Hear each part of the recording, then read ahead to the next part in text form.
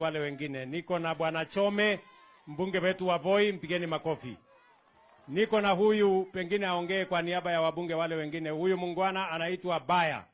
Huyu ndio deputy leader wa majority kule bunge na alikuwa mwalimu hapa kwenu. Kenyatta oye. Nasema Kenyatta manake kuna wanafunzi wangu hapa wako wengi. Mimi nimekuwa mwalimu hapa Kenyatta na nikawa mwalimu CIT. Na niwaambie siri, niko na MCA wangu hapa anaitwa Dorothy Mlugu. Kutoka wapi? Rongeju. Mimi nimetoka huko Rongeju, lakini mimi ni mbunge wa Kilifi. Na mimi ndiye deputy majority leader pale bunge. Na nataka niambie rais, sisi tutasimama na wewe kupigana na mambo ya ukabila.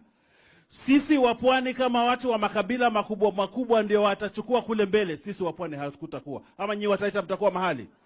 Tukitaka usawa hapa Kenya, sisi Wataita tutakuwa pale mbele pia, kama tutapigana na mambo ya nini? Ya ukabila. Kwa hiyo rais, tunakuunga mkono kwa mambo ya ukabila. Na ziara yako hapa inaonyesha wewe unapenda pwani na yale mambo unatuletea, tutazidi kukushukuru. Si tutaunga mkono huyu rais? Tutamuunga mkono huyu rais. Azidi kutuletea viwanda hapa. Alete stima, atengeze hii barabara. Alafu yeye strip ile ya Voi pia atengeneze. Alafu watu Wataita watakuwa sawa. Asante sana Mheshimiwa Rais. Niko pia hapa na Junet Mohamed. Ndio leader wa minority kule bunge. Asante sana. Mheshimiwa Rais, na wacha uundaji ya mjambo. Uundaji oye. Uundaji oye. Mheshimiwa Rais, kwanza kwa ruhusa yako nimelete salamu ya baba yangu kwanza, baba Raila Amolo Odinga. Mmepokea? Mmepokea? Jambo la pili, Mheshimiwa Rais. Jambo la pili ni ya kwamba Mheshimiwa Rais, sisi kama watu wa Azimio, kwanza mimi ndio kiongozi ya upinzani hapa Kenya kikatiba, kwa sababu mimi ndio minority leader. Wale watu wanatembea hapa kando kando wanasema ati hao na upinzani, hawa ni watu fake. Upinzani ni mimi, na mtu asichukue kazi yangu tafadhali. Hiyo ndio ile kazi Mungu amenipatia, tafadhali wawachie mimi kazi yangu. So Your Excellency, mimi wakati wa uchaguzi watu wetu wa Azimio na walikuwa na manifesto. Watu yako pia walikuwa na manifesto. Watu walikuwa wanasema wanataka kujenga manyumba, low cost housing. Watu walikuwa wanataka kusema ati wanataka kufanya industry kama hii unafungua jana. Watu walikuwa wanasema wanataka kufanya electrification. Na saa hii mimi naona hizo ndio inafanyika. Sasa tutapinga ya nini? Kama kazi inafanyika, tunaweza kupinga kweli? Tunangoja ya kupinga. Bado haijapatikana.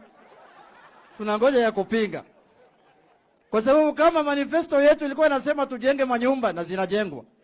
Tulikuwa tunasema sitima iunganishwe na inafanywa. Tuseme tujenge industries na inajengwa. Sasa bado hajapata kitu ya kupinga. Ndio mimi nangoja kama mpinzani kitu ya kupinga. Ndio mimi nangoja. Ya pili, Mheshimiwa Rais, mimi nimeshangaa na nchi yetu, na mimi naongea saa hii sasa kama kiongozi ya bunge. Kwa sababu serikali inachaguliwa ili ilete maendeleo kwa wananchi. Na kama serikali ikitaka kufanya kazi yake inawekewa vikwazo. Serikali lazima ifanye public participation, inafanya. Tena iombe ruhusa bunge, wanaomba. Tena waombe ruhusa kwa watu wa judiciary ya makotini, tena waombe kwa civil society, tena waombe ruhusa kwa watu wa kanisa. Serikali itafanya kazi siku gani? Serikali itafanya kazi siku gani? Wewe ukitaka kufanya vitu ya boma yako na bibi yako unaomba watu ruhusa. Hata unaomba tu ruhusa mama. Unaweza omba mtoto yako, uombe baba yako, uende babu yako, unaweza fanya hivyo. Hii mambo ya kuomba ruhusa kwa kila mtu lazima ikwishe. Na mimi nimeongea kama mkubwa wa upinzani. Kwa sababu serikali haiwezi kuomba ruhusa mahakama ili wajenge stima, waombe kanisa ili wajenge stima, waombe civil society ili waombe stima. Juzi mliona wale wako Nairobi. Airport yetu iko mbaya sana. Imeharibika. Waekelezaji wametoka nje kuja kusaidia sisi kujenga hiyo airport. Rais akasema kama wananchi wamekataa, tumewacha. Sasa wale walikuwa wanapiga kelele, wapi maoni yenu? Ambayo kwa sababu airport lazima itengenezwe. Inchi hapa jirani yenu Tanzania wanafanya ni hiyo mwekelezaji kwa hiyo airport yao. Hawa ni wazimu. Tanzania ni wazimu. Kichwa imeruka hawa. Sasa lazima tutafute njia ya kusaidiana. Ya mwisho, Your Excellency, mambo ya kuunganisha Wakenya. Lazima Wakenya waungane.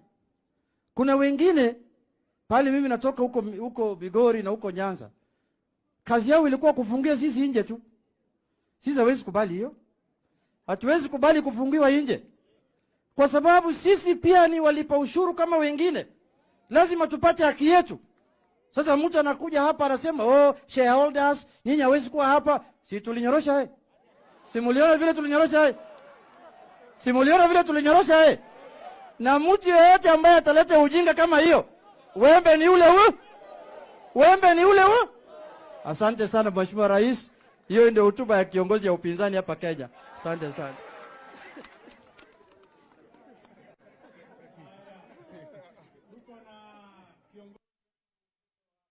Jameni, mpigeni makofi. Unataka kusalimiana? Haya, dakika moja Mheshimiwa. Sema tu jambo, alafu chome basi. Oh, tuko na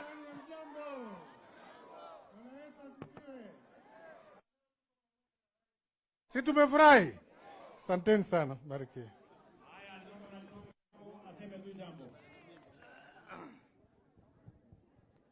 Mheshimiwa Rais, watu wa Mundanyi hamjambo? Hamjambo? Mheshimiwa Rais, pale chini Voi tutategemea hapa juu kwa chakula. Haya mambo ya barabara yaangazie na sisi tufanikiwe kule chini. Mengine nitaongea nikiwa Voi. Asante sana.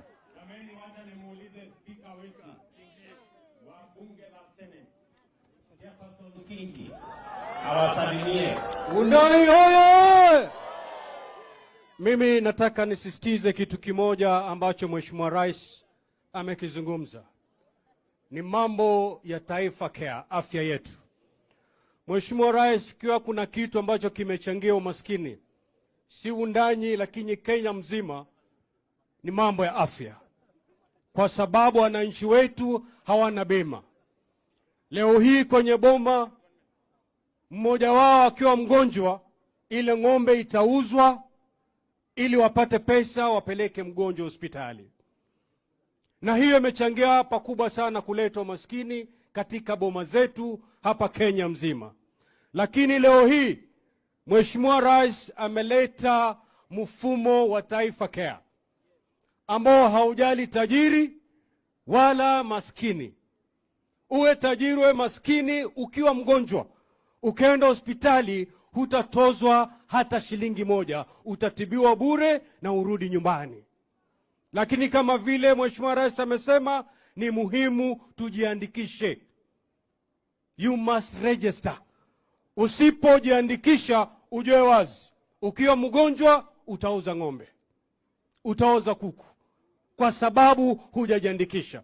Kwa hivyo wakazi wa Mundanyi, langu mimi ni kuwasisitiza kwamba mjiandikishe, ili hatuombi muwe wagonjwa. Lakini kwa bahati mbaya, mtu awe mgonjwa hapa nyumbani, ataenda hospitali, atatibiwa bila malipo na arudi nyumbani. La mwisho ni ukurasa mpya ambao Rais ameufungua katika Jamhuri ya Kenya, kuleta Wakenya wote pamoja. Ile saratani ya ukabila tunataka tuizike katika kaburi la sahau. Wakati umepita kwamba lazima uongee lugha ya mama ya rais ndio andikwe kazi. Wakati umefika ama umepita kwamba lazima uongee lugha ya mama ya waziri katika wizara fulani ndio upate ajira pale. Wakenya tupate ajira, haijali unatoka wapi, unazungumza kabila gani, na huo ndo mfumo ambao rais ameuleta katika jamhuri yetu. Ameleta kila mtu ndani ya serikali.